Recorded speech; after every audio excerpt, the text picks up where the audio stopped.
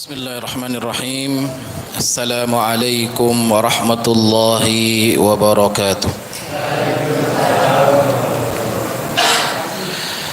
Innal hamdalillah nahmaduhu wa nasta'inuhu wa nastaghfiruh wa na'udzu billahi min shururi anfusina wa min sayyiati a'malina. من يهده الله فلا مضل له ومن يضلل فلا هادي له وأشهد أن لا إله إلا الله وحده لا شريك له وأشهد أن محمدا عبده ورسوله اللهم صل وسلم وزد وبارك وأنعم على سيدنا ومولانا محمد وعلى آله وصحبه أجمعين اللهم لا سهل إلا ما جعلته سهلا وأنت تجعل الحزن إذا شئت سهلا سهل لنا أمورنا وارحمنا برحمتك يا أرحم الراحمين. Ikhwan dan akhwat fiddin rahimani wa rahimakumullah. Bapak Ibu sekalian yang dimuliakan oleh Allah Subhanahu wa taala.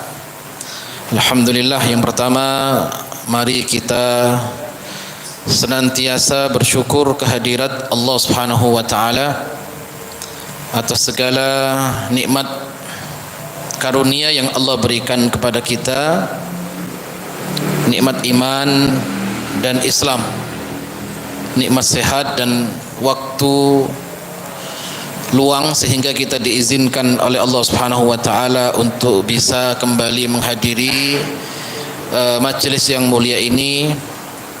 Mudah-mudahan pertemuan ini senantiasa mendatangkan keridhaan dan keberkahan dari sisi Allah Subhanahu wa taala. Amin ya rabbal alamin.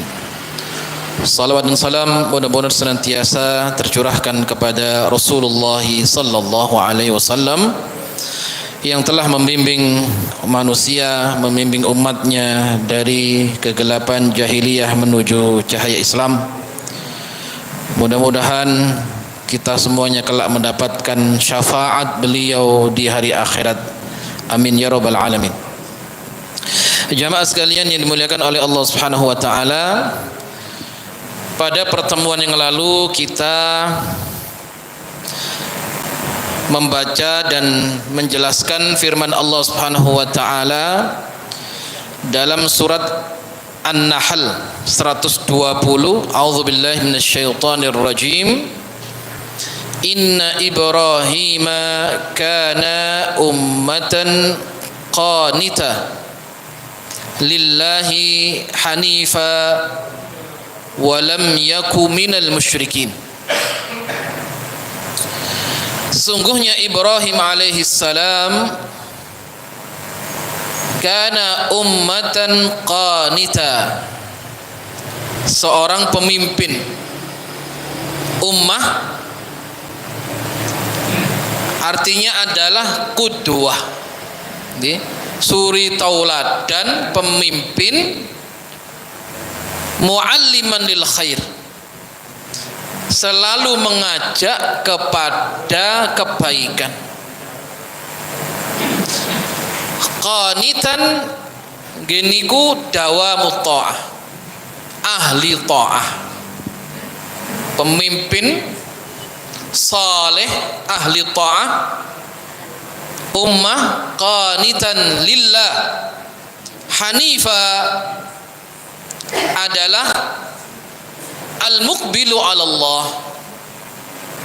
Ibrahim adalah sosok yang hanif, pemimpin, mualliman lil khair,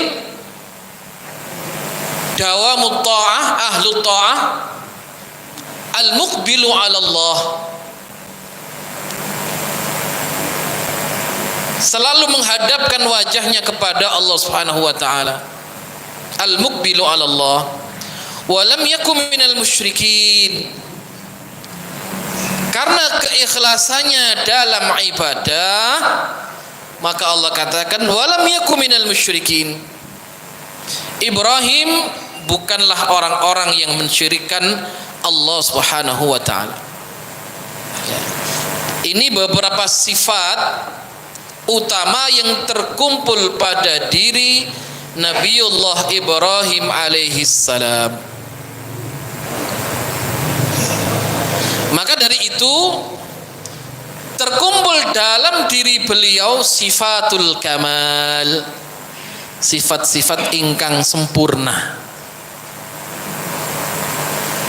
Tergabung di dalamnya fil ilmi wal amali,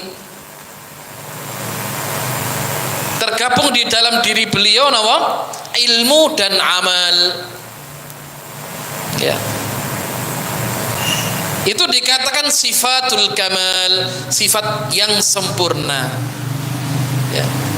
Dan selazimnya demikian, ya. Siapa yang berilmu dia mesti mengamalkan. Bukan seperti yang Allah firmankan, ghairil maghdubi alaihim waladdallin. Kita bahas dalam surah Al-Fatihah, ihdinas siratal mustaqim, ya Allah, tunjukkanlah kepada kami jalan yang lurus. As-sirat al-mustaqim, siratal ladzina an'amta alaihim, yaitu jalan orang-orang yang engkau beri nikmat di atas jalan tersebut, ya Allah. Ghairil maghdub, bukan jalan orang-orang al-maghdub. Sinten niku? Al-Yahud, orang-orang Yahudi. Orang-orang Yahudi niku maghdub, dimurkai oleh Allah. Apa sebabnya? Dia berilmu, tidak mengamalkan ilmunya, maka dimurkai oleh Allah. Bagaimana penolakannya kepada Rasulullah sallallahu alaihi wasallam, sedangkan Rasulullah sallallahu alaihi wasallam itu dibicarakan oleh Allah dalam kitab-kitab samawi. Pengetahuan mereka kepada Muhammad sallallahu alaihi wasallam itu kados napa? Seperti fahamnya seorang ibu terhadap anaknya. Tapi karena kesombongan, ilmunya tidak diamalkan. Terus maghdub, dimurkai. Waladdallin, dan juga bukan jalan orang-orang yang tersesat. Sinten? An-Nasara. Ya. Mereka beramal tanpa landasan ilmu. Maka sifatul kamal yang ada pada diri Sayyiduna Ibrahim alaihissalam terkumpul antara ilmu dan amal, ya. Selazimnya demikian. Di saat kita memahami ilmu, ikhtiar, usaha mengamalkan, ya, insya Allah dengan mengamalkan akan bertambah kualitas keimanan seseorang. Nah, ini penting, ya. Jadi kalau panjang nasami niki babi pun ikhtiar, ya, sama-sama berikhtiar, berusaha jadi orang baik dan memperbaiki orang. Nah, ini penting, ya. Tidak cukup soleh tapi nggih muslih. Lu Kanjeng Nabi niku tiyang sae, masya Allah. Ya, di saat beliau baik untuk dirinya sendiri, untuk diri beliau sendiri, nggak ada yang memusuhi Kanjeng Nabi, nggak ada.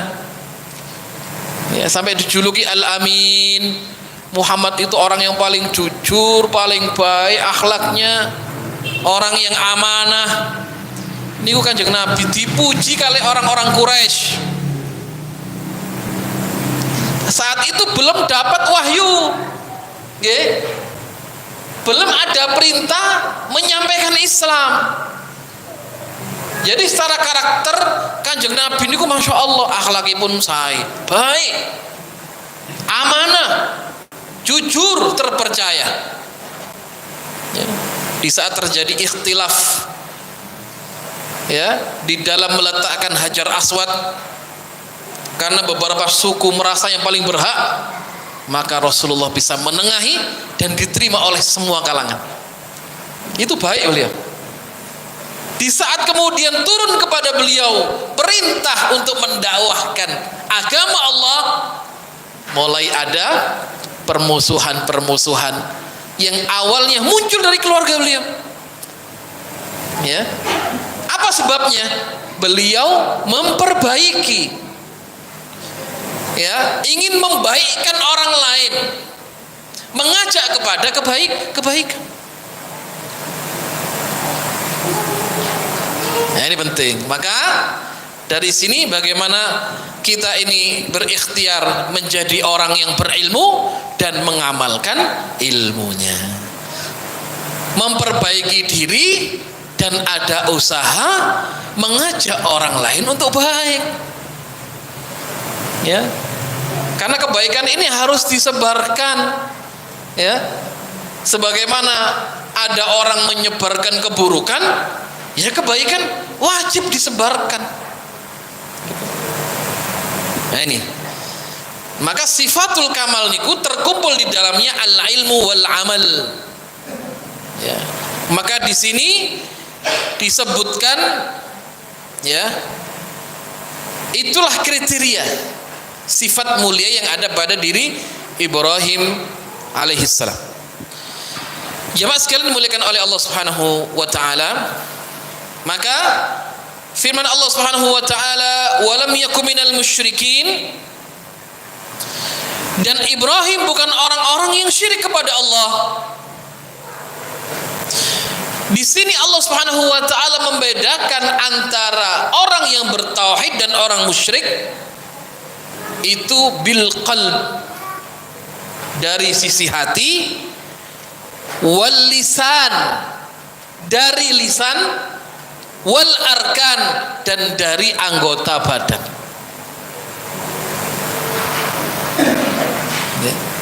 Walam yakum minal musyrikin, ini yang menyebutkan Allah Subhanahu wa taala.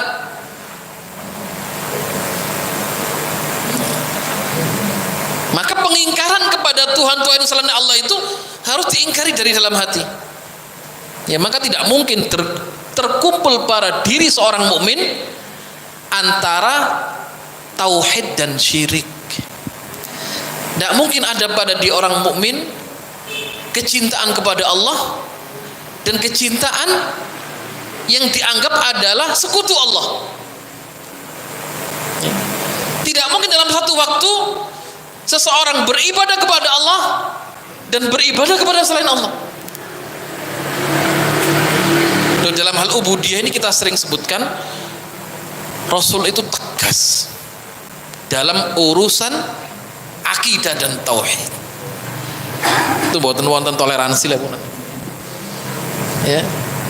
Bagaimana Allah jelaskan dalam surat Al-Kafirun, itu sikap, ya. Beliau tegas dalam urusan akidah. Dan bagaimana juga diajarkan kepada para sahabat-sahabat Rasulullah sallallahu alaihi wasallam. Bagaimana Bilal bin Rabah, tidak ada kata yang dikenal saat itu, hanya kalimat ahad. Artinya adalah Allah yang Maha Esa. Ahad. Ya.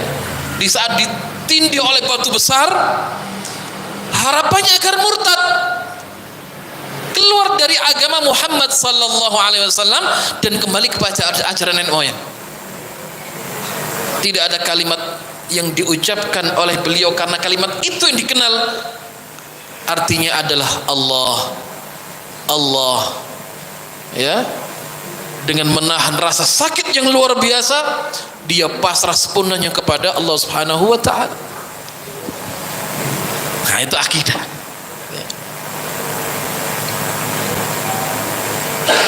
Bagaimana keluarga Ammar bin Yasir yang dibunuh karena mempertahankan akidah. Bagaimana Rasulullah dan para sahabat hijrah dari Makkah ke Madinah, ya, ditinggalkan keluarganya, ditinggalkan hartanya karena menjaga akidah.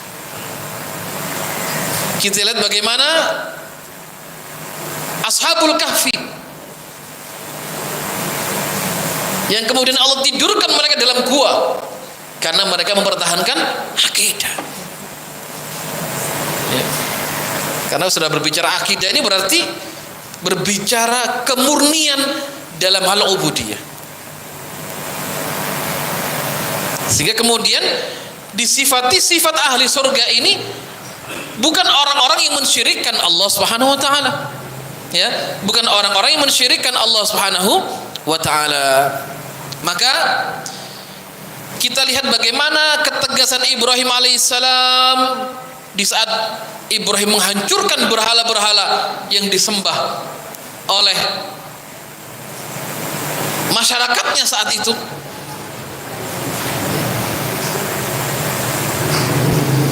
Beliau seorang diri.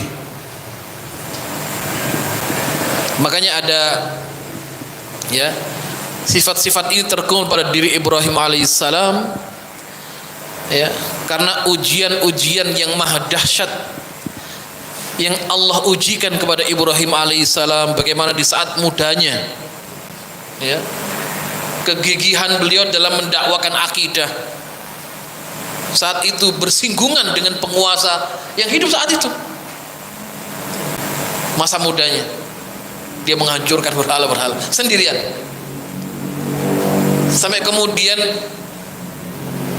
saat itu menjadi DPO, ya, dicari oleh penguasa, tertangkap.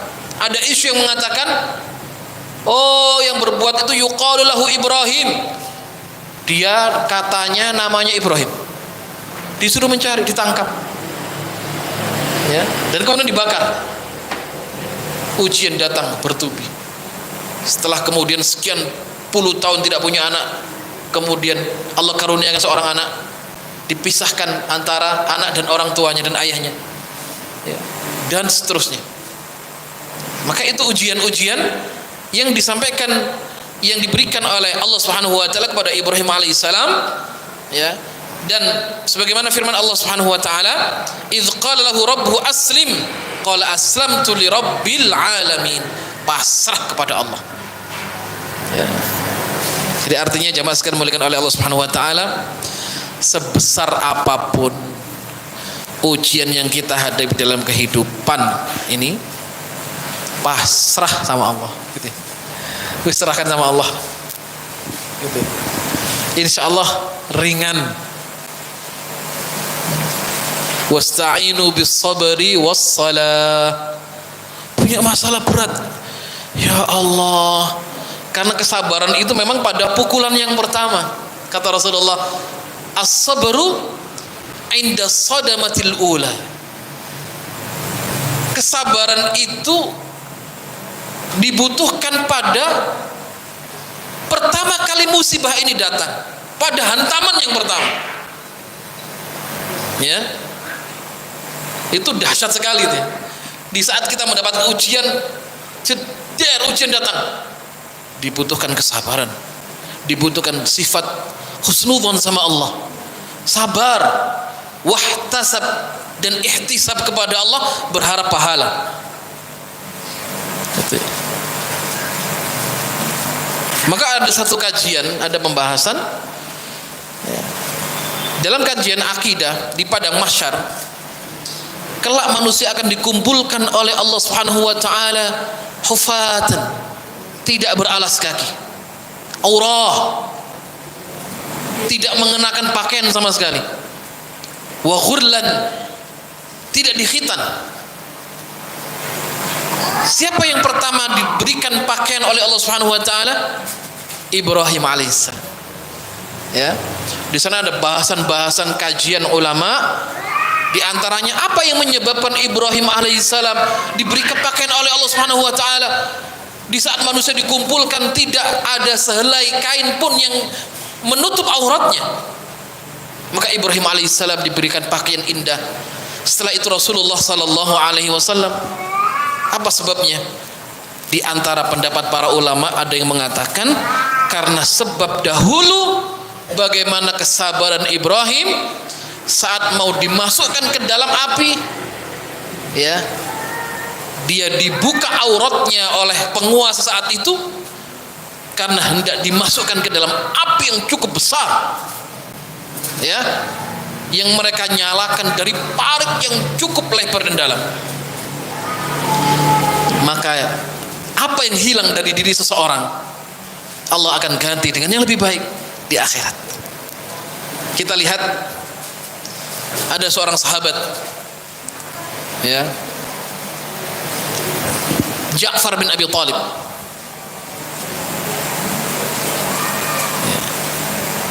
yang dijuluki yang memiliki dua sayap. Dalam perang Mu'tah, bagaimana kehebatan beliau, ya, untuk membawa rayah, bendera perangnya Rasulullah sallallahu alaihi wasallam. Di saat jihad, ya, bagaimana komandan pertama, kedua gugur syahid.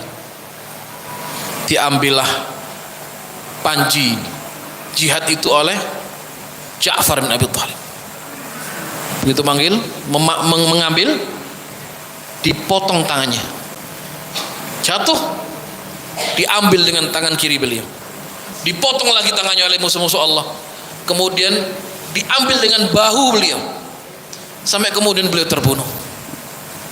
Maka Rasul mengatakan, wallahi, demi Allah, aku melihat Ja'far sekarang dia terbang, berada di surga dengan sayap yang indah yang Allah ganti karena tangannya, ya, yang hilang dalam jihad di jalan Allah Subhanahu wa taala. Masya Allah, ya. Maka ada hadis juga mengatakan, man labisal harira, siapa yang mengenakan sutra, lam yalbasu fil akhirah, dia tidak akan pernah memakainya di akhirat. Man syaribal khamra, siapa yang menenggak dan meminum khamar, lam yashrab fil akhirah, dia tidak akan pernah meminumnya di akhirat, karena di surga ada sifat air minum yang namanya khamar, ladzatan lisyaribin, nikmat bagi orang-orang yang meminumnya, ya. Jadi kesabaran kita dalam menjalankan perintah Allah, kesabaran dalam meninggalkan larangan Allah akan menjadi sebab Allah gantikan dengan pahala yang besar dan lebih baik. Gitu ya. Apa yang kita korbankan dari usia? Okay. Berapa usia umat Kanjeng Nabi? Sittin wa sab'in. A'maru ummati ma baina sittin wa sab'in. Tidakkah kita rela kemudian mengorbankan waktu, usia, ya, 60 sampai 70 tahun untuk sesuatu yang sifatnya apa? Abadi di akhirat, ya, sifatnya keabadian. Jadi apapun yang hilang dalam diri seorang mukmin, datangnya ujian yang maha dahsyat, nyaris sampai kemudian putus asa, namun dia sabar, wahtasab, sabar, berharap pahala dari sisi Allah, Allah akan ganti dengan yang lebih baik. Ya. Jemaah sekalian muliakan oleh Allah Subhanahu wa taala. Kemudian Allah Subhanahu wa taala juga berfirman, qad kanat lakum uswatun hasanatun fi Ibrahim walladzina ma'ahu, ya, sungguh telah ada pada diri Ibrahim alaihissalam suri tauladan yang baik, ya, walladzina ma'ahu, dan orang-orang yang mengikutinya. Jadi ini adalah ajaran pada diri Ibrahim alaihissalam. Kemudian ada satu hadis di sini dari Husain bin Abdurrahman. Okay? Husain bin Abdurrahman itu sahabat yang meninggal pada tahun 136 Hijriah. Beliau punya usia 93 tahun. Thalatha wa tis'un. Beliau meriwayatkan hadis ini luar biasa nih, bagus banget, masya Allah hadis ini. Qala, aku berkata, kuntu inda Sa'id bin Jubair. Suatu saat saya pernah dengan Sa'id bin Jubair. Sa'id bin Jubair ini ahli fikih. Beliau adalah seorang imam al-faqih. Ya, sederajat dengan Abdullah bin Abbas. Sa'id bin Jubair ini punya peristiwa, ya, beliau kemudian dibunuh oleh Al-Hajjaj bin Yusuf, ya, seorang gubernur Irak saat itu yang pada dinasti Umayyah yang sangat jahat sekali. Jahat, banyak membunuh kaum muslimin, memenjarakan para ulama. Ya. Pada diri beliau ada keburukan, tapi ada kebaikannya. Apa di antara kebaikannya? Beliau sangat cinta ahlul Quran. Sangat cinta ahlul Quran. Beliau yang punya jasa merapikan Al-Quran, ngasih harokat sampai bisa dibaca. Beliau mencetak sekian banyak Al-Quran, mendakwakan Islam sampai menguasai beberapa negara. Hajjaj bin Yusuf. Tapi sisi kelamnya adalah beliau yang banyak memenjarakan para ulama, membunuh kaum muslimin. Bagaimana di sisi Allah? Wallahu taala alam, ya. Semua sesuai dengan kehendak Allah Subhanahu wa taala. Ya. Nah, hadis ini menyebutkan faqala, kemudian Husain berkata, ayyukum ra'a al-kaukab alladhi qadda al-bariha. Siapa di antara kalian yang melihat al-kaukab, bintang, ya, yang jatuh pada malam hari tadi? Faqultu ana, saya melihatnya. Summa qultu, kemudian aku katakan, ama inni lam akun fi salati. Ya.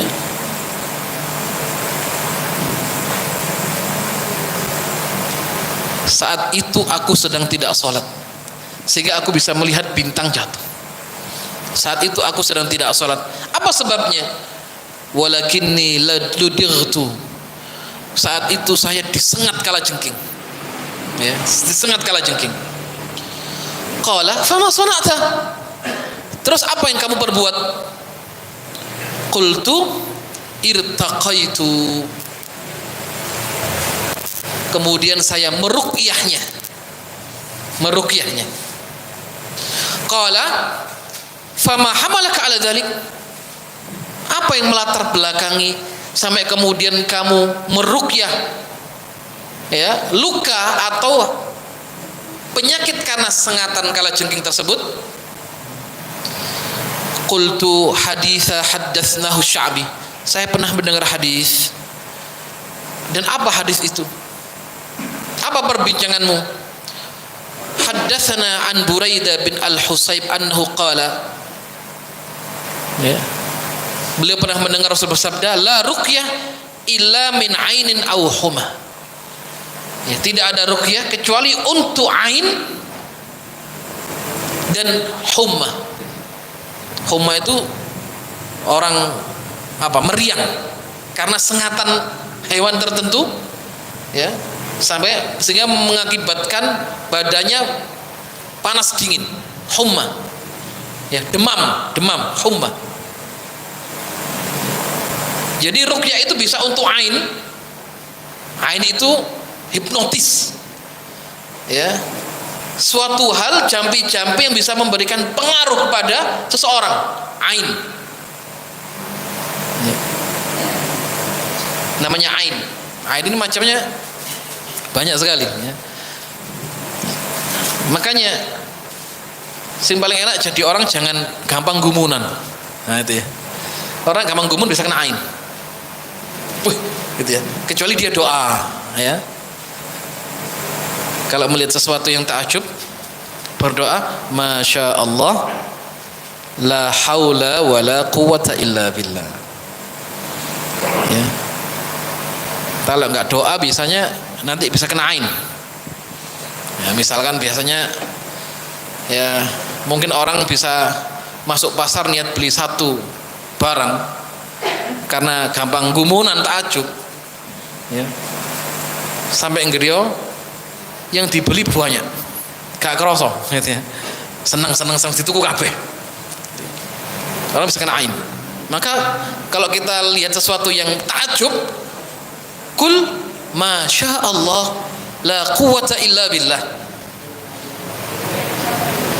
Jadi ain itu terjadi karena sorotan mata, ya, karena sesuatu yang dikirimkan, biasanya dengan pegangan gitu ya, istilahnya apa, pundaknya ditepuk, orang nggak bisa gerak, itu ada, itu namanya sihir, ya.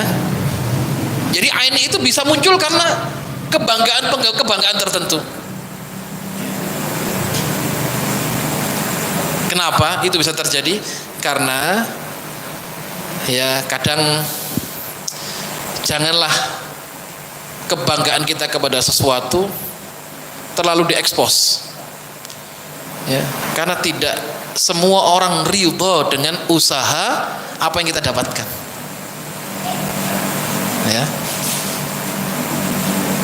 ya kecuali dibarengi dengan doa, ya, misalnya jangan status apa lah gitu, masya Allah, ikuti dengan doa, masya Allah tabarakar rahman la hawla wala quwwata illa billah, biar tidak kena ain, ya, karena ain bisa datang pada siapapun karena kebanggaan pada diri, ya, orang bisa kena ain,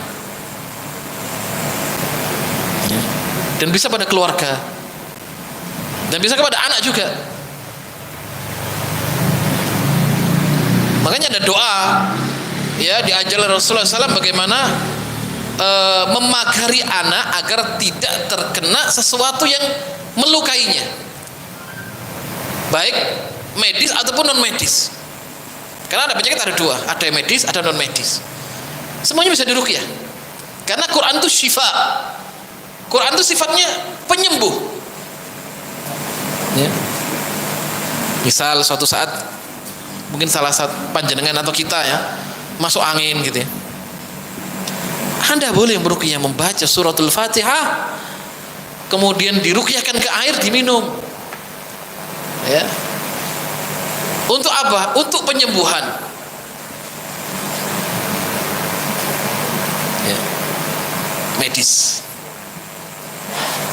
Karena ada penyakit juga yang non medis. Kadang orang loro diobatkan yang dinti gak sembuh-sembuh, dideteksi gak punya penyakit tapi sakit, itu bisa non medis, bisa kena ain, hipnotis, atau kiriman orang-orang yang tidak senang. Sihir itu ada, ya, sihir itu nyata.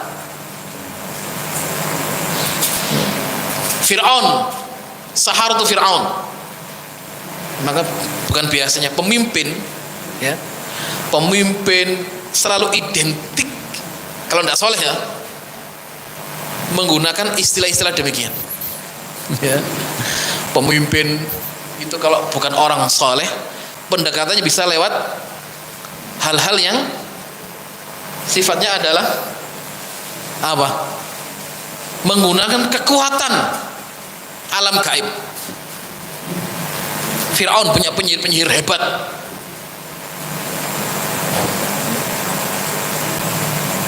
Kalau orang soleh cukup didampingi para ulama, nah, gitu, ya.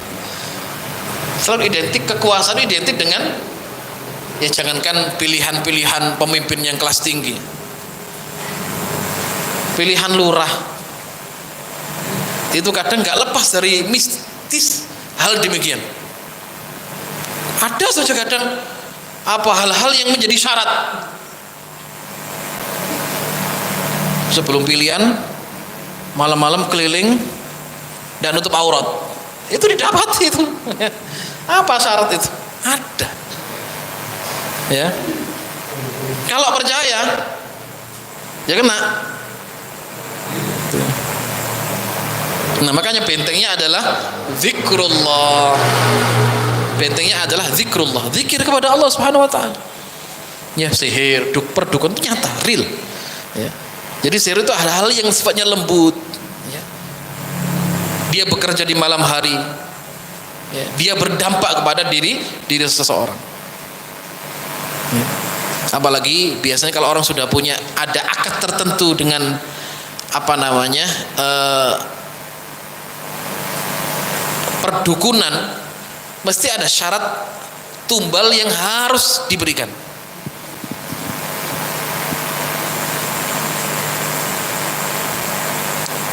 Saya dulu pernah meruqyah seseorang mati, seto, sudah sepuh,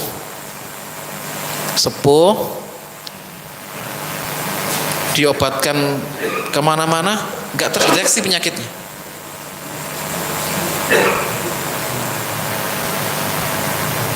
Nggak terdeteksi.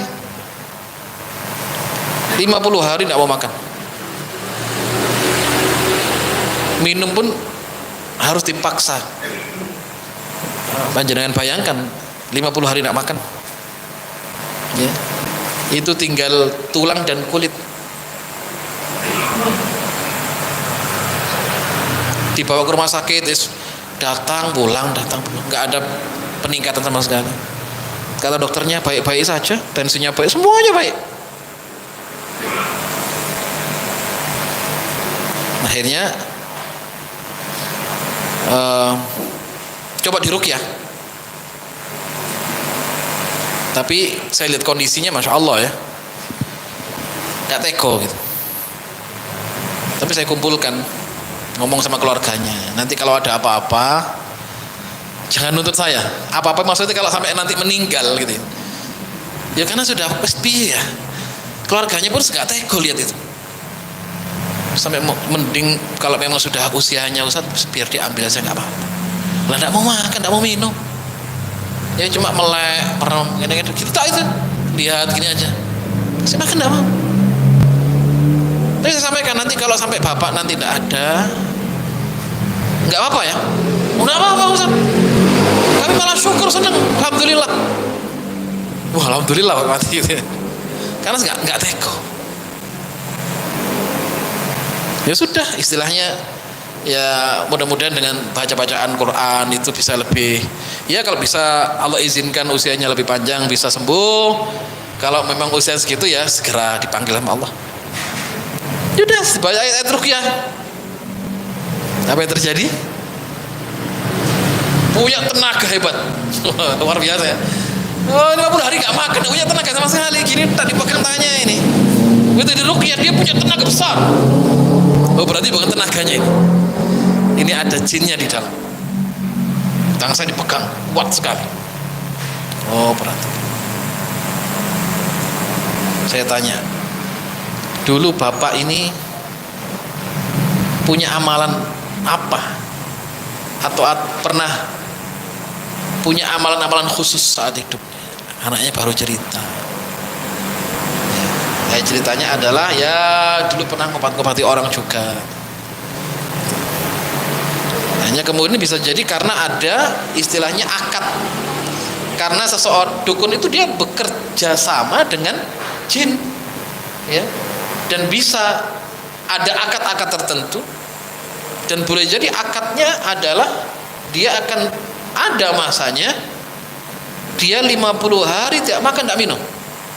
Setiap mau dikasih makan dia lihat ke atas takut, kayak ada yang mengancam. Ya, udah dibaca. Saat itu sampai dari pagi, saya menjelang zuhur saya izin pulang. Habis zuhur ditelepon anaknya.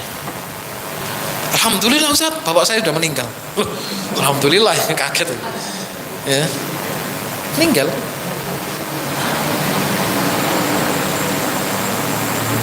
Itu ada obat yang sifatnya apa? Non medis, gak dicari-cari, tidak ada.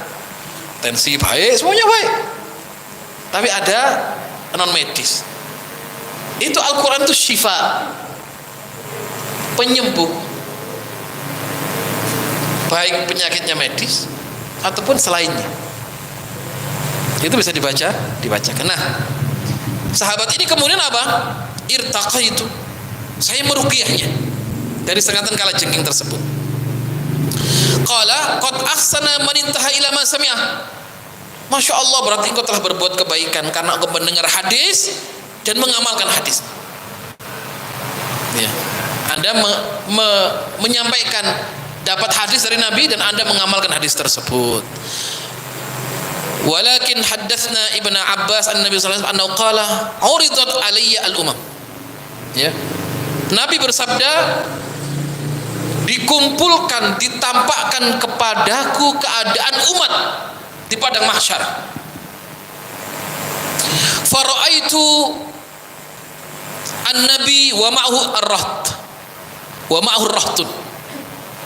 Aku, kata Rasulullah SAW, aku melihat ada satu nabi yang di belakangnya ada sekian pengikut, 3 pengikut saja. 3 pengikut. Ada nabi punya pengikut cuma 3. Gitu ya. Wan nabi wa ma'ahu ar-rajul war-rajulan. Ya. Ada nabi yang diikuti oleh 2 ataupun 2 orang, 1 orang atau 2 orang. Wan nabi wa laysa ma'ahu had. Ada nabi enggak punya pengikut, jemaah. Nabi enggak punya pengikut. Padahal nabi ini mesti mendakwahkan, ya, apa yang diperintahkan oleh Allah, tapi tidak punya pengikut, sendirian. Wa laysa ma'ahu had. Itrafa ali sawadun azim. Tiba-tiba ditampakkan kepadaku sekian banyak manusia. Fadhanantu annahum ummati. Kata Rasulullah, saya mengira mereka adalah umatku karena banyak sekali. Faqila, kemudian dikatakan kepadaku, hadza Musa wa qaumuh. Ini Musa dan yang banyak itu adalah pengikutnya. Fanadartu fa idza sawadun azim. Kemudian aku melihat ke tempat lain, di sana aku dapatkan pengikut yang lebih banyak dari pengikutnya Musa alaihissalam. Ya, jumlah manusia yang luar biasa. Faqila li, kemudian dikatakan kepadaku, hadhihi ummatuka ya Muhammad. Ini adalah umatmu ya Muhammad. Wa ma'ahum, ada di antara mereka itu 70,000, 70.000 manusia, 70.000 orang, yadkhulunal jannah bighairi hisabin wala adab. Mereka masuk surga tanpa hisab, tanpa adab. Ya. Nah, tiba-tiba Rasul berdiri pulang ke rumahnya, gitu ya.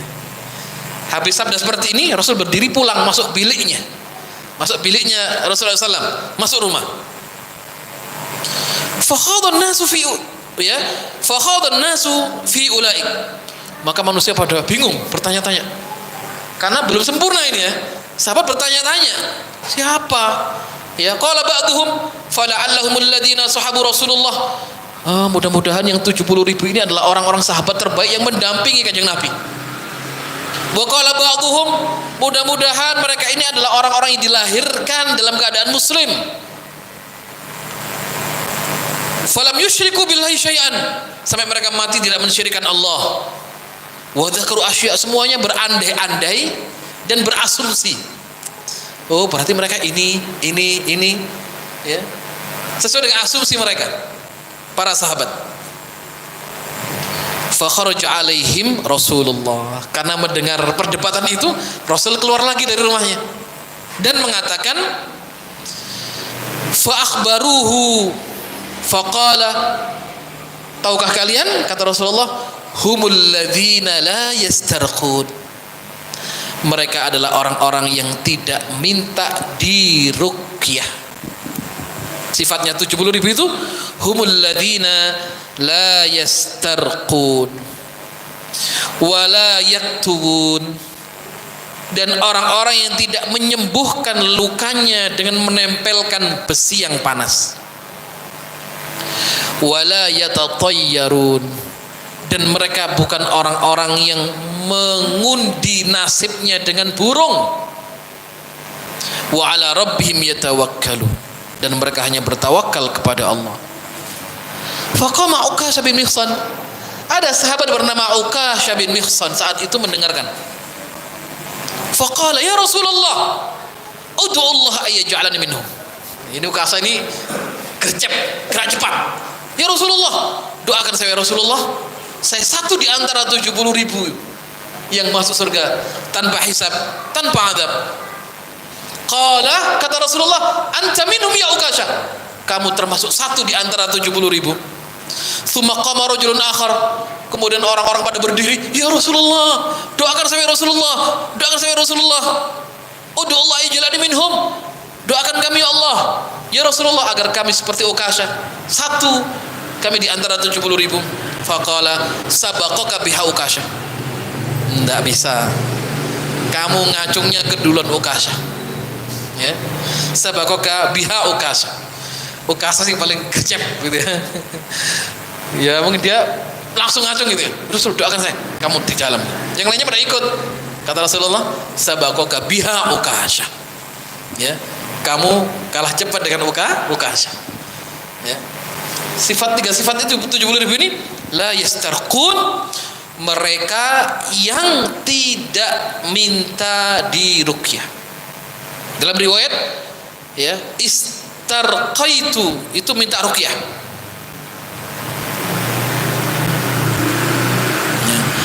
Ya. Tentunya ini ada pembahasan. Bagaimana hukum ruqyah? Bagaimana hukum ruqyah? Ruqyah ada dua model, ada ruqyah syar'iyyah dan ruqyah ghairu syar'iyyah. Ada ruqyah yang sifatnya adalah syar'i, ya, menggunakan ayat-ayat Allah. Nanti ada syarat-syarat ini yang dibuat oleh para ulama. Ya. Ruqyah itu menggunakan bahasa Arab dan difahami maknanya, ini penting. Ya, dari Quran, dari hadis. Ya, termasuk pembahasan bolehkah pakai jimat seseorang gitu ya. Ulama khilaf. Ya, bolehkah pakai jimat ditulis di bahasa Arab. Nah, biasanya perdukunan atau yang sejenis itu menggunakan bahasa Arab tapi diwalak-walik untuk merusak makna sendiri, dan dia akan menguatkan ya kekuatan sihirnya. Jadi misalkan Bismillahirrahmanirrahim ditulis dari belakang, tidak boleh ya. Bahasa Arab tapi difahami maknanya. Biasanya orang buat jimat ya, ulama ada yang membolehkan jimat pakai bahasa Arab. Tapi kadang jimat ditulis bahasa Arab tapi dipisah-pisah, atau ditulis dari belakang, ayat kursi ditulis dari belakang. Ya, bagaimana membacanya? Tidak bisa, tidak difahami maknanya. Nah, ini yang dilarang, tidak boleh. Gitu ya. Nah, ruqyah syar'iyyah adalah ruqyah menggunakan ayat-ayat Allah, hadis-hadis Rasulullah sallallahu alaihi wasallam.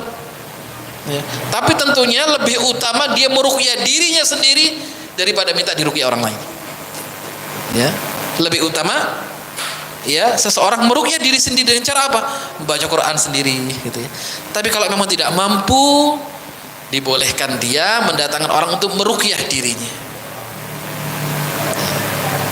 Karena meminta ruqyah kepada orang lain ya, satu sisi adalah dia mengurangi nilai tawakalnya kepada Allah Subhanahu wa taala. Walaupun boleh, gak ada masalah ya. Yang tidak boleh yang ruqyah ghairu syar'iyyah. Nah, menyembuhkan orang, meruqyah orang dengan jampi-jampi tertentu yang tidak difahami maknanya, tidak boleh. Bu, artinya apa itu? Ya, kalau dulu ada bahasa semut, bahasa semut ya. Ada apa lagi itu? Bahasa gak paham. Gak dikenal, tidak boleh. Ya, syar'i dengan Al-Qur'anul Karim. Dengan Al-Qur'an, Masya Allah. Ya, saya waktu ikut daurah di Jakarta, Masya Allah, ada seorang syekh dari Sudan, tahun sekitar 2008 atau berapa ya, usia beliau saat itu 64 tahun, sekarang berarti udah sepuh banget ya. Masya Allah, beliau sering menghatamkan kutubut sittah ya. Saat itu ada daurah pembacaan kitab Sahihul Bukhari ya. Syarahnya itu kalau diurut segini nih panjang, dibaca tiap hari sak lembar terus yaumin sampai hatam. Nah, qadarullah salah satu pesertanya ini ada orang yang sudah kena penyakit haji non medis. Dia ada gangguan. Sudah 20 tahun nggak bisa sembuh. Kali 2 tahun. Diruqyah kemana-mana nggak bisa sembuh. Belum bisa. Sampai kalau ada yang ruqyah ini ngaji, didengarkan sama hajinya. Kamu ngaji sampai khatam tak dengarkan. Ya lumayan ngaji sampai khatam setino ya. Jinnya tertawa orangnya. Ini kayak sudah menyatu. Hanya kemudian orang ini ngajak saya untuk bertemu Syekh agar dikasih arahan ya, bagaimana bisa menghilangkan hal penyakit ini gitu ya. Hanya kemudian masuk, beliau baca Al-Fatihah saja. Al-Fatihah ditiupkan. Jadi yanfus itu meniup. Istilahnya disowok. Disowok itu. Itu sunnah, yanfus. Kita baca a'udzubillahi minasyaitonirrajim. Yanfus. Nah. Itu beliau seperti itu. Datang, beliau baca Al-Fatihah. A'udzubillahi minasyaitonirrajim. Baru 3 ayat langsung reaksi. Saya batin, wah ini yang ruqyah ya, kualitas imannya luar biasa gitu. Saya teringat kisah Imam Ahmad bin Hanbal. Ya, itu kalau ada jin ganggu orang, dikasih tahu sandalnya tok sembuh. Iya. Ada seseorang punya kerabat saat itu diganggu sama syaitan, sama jin. Maka datang ke majelisnya Imam Ahmad bin Hanbal. Ya karena beliau sedang taklim, nggak punya waktu. Mintanya agar dibacakan Quran. Ini kata beliau, ambil sandal saya, pukul pakai sandal saya. Betul dia ambil sandalnya, bawa pulang. Karena jin ini tahu itu sandalnya Imam Ahmad, mau dipukul sembuh dia. Ayo pergi gak? Langsung sembuh. Karena tahu ini bengkai wong soleh. Sandalnya wong soleh itu takut itu. Ya. Maka dulu nggak heran kalau Umar bin Khattab jin, setan iblis kalau bertemu Umar cari tempat lain, nggak mau depan. Ya. Umar bin Khattab radhiyallahu anhu, iblis kalau papakan lari, takut sama Umar. Jadi dikatakan Nabi, aku melihat iblis kalau bertemu Umar gak berani papasan, cari jalan lain. Gitu ya. Kenapa? Karena kesolehan seseorang. Gitu ya. Itu pengaruh. Gitu. Kadang orang kalau ya misalkan ngobati gak waras-waras, berarti mungkin kualitas peruqyahnya. Naudzubillah sampai kemudian menyerang orang yang ngeri ya. Kadang itu juga menjadi ancaman-ancaman. Nah, jadi itu ya. Ya humul ladzina la yastarquna adalah ruqyah yang enggak syar'i. Mesti datang ke dukun. Ya. Atau kalau sekarang mungkin sudah di diklaimkan, dihiasi dengan seakan-akan syar'i, padahal nggak syar'i, gitu ya. Kadang ada pengobatan yang nggak masuk akal, itu nggak syar'i. Jadi di luar nalar, nggak bisa di nalar itu ngapain ngobat? Ya, itu biasanya pakai ya hitam. Ya. Nah, humul ladina la yastarqun, mereka yang tidak minta di ruqyah.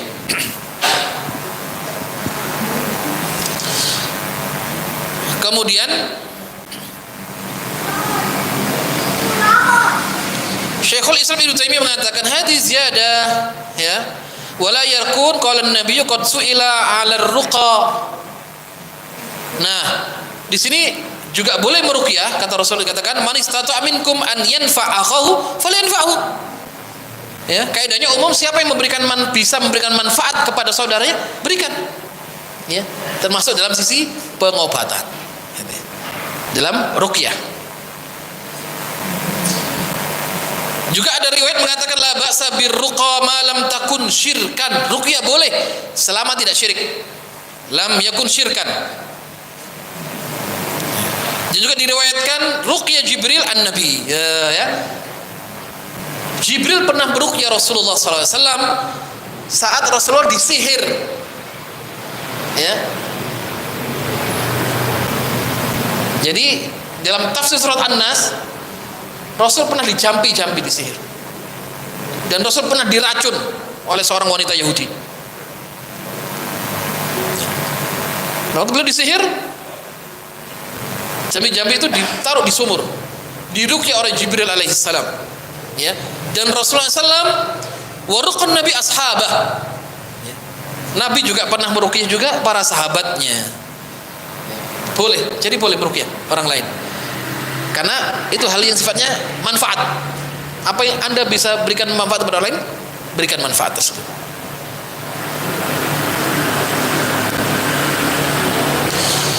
Wala yaktubuna, nah itu apa, pengobatan dengan besi panas.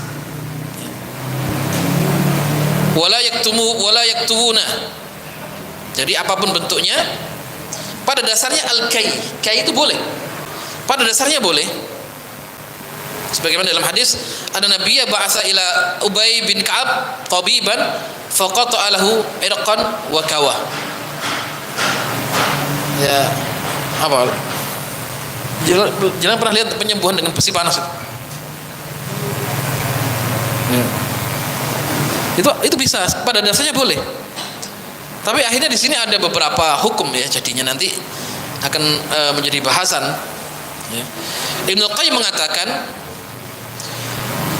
terkandung dalam hadis kai, yaktubun al-kai itu penyembuhan dengan besi panas.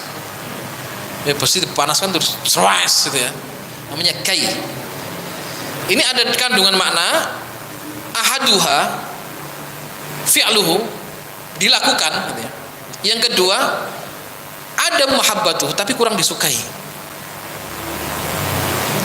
Meninggalkannya dipuji, sampai kemudian an-nahyu anhu, akhirnya kemudian dilarang.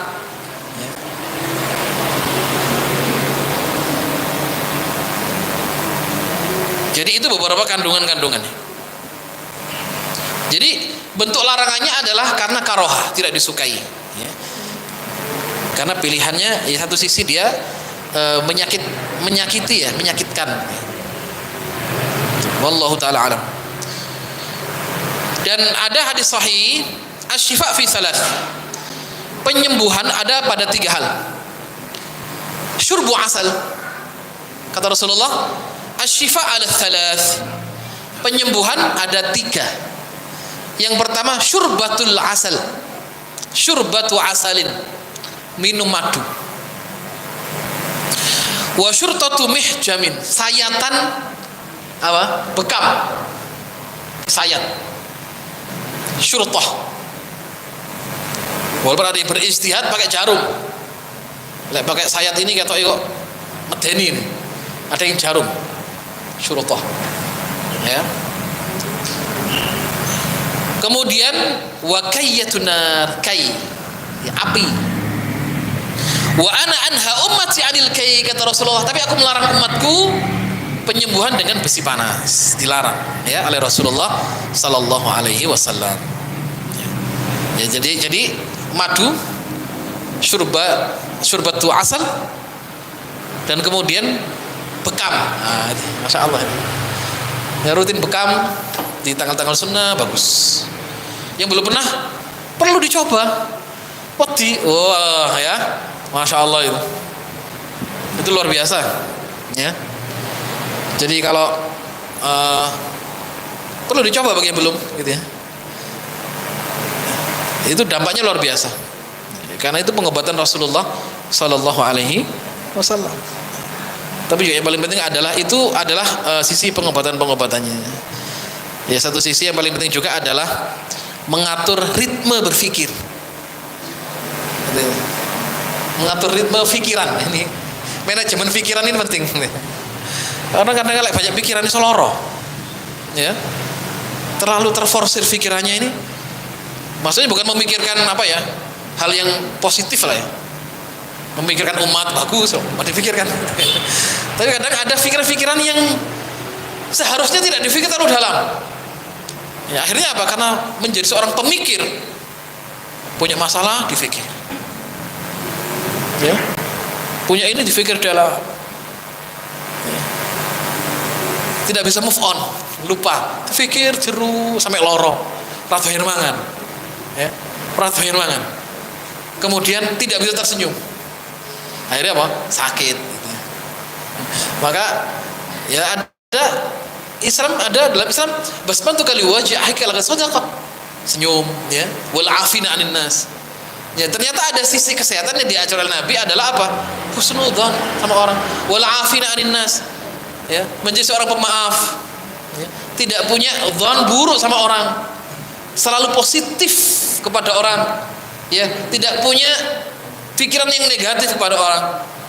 Suka memaafkan, tidak suka mendolimi, suka silaturahmi.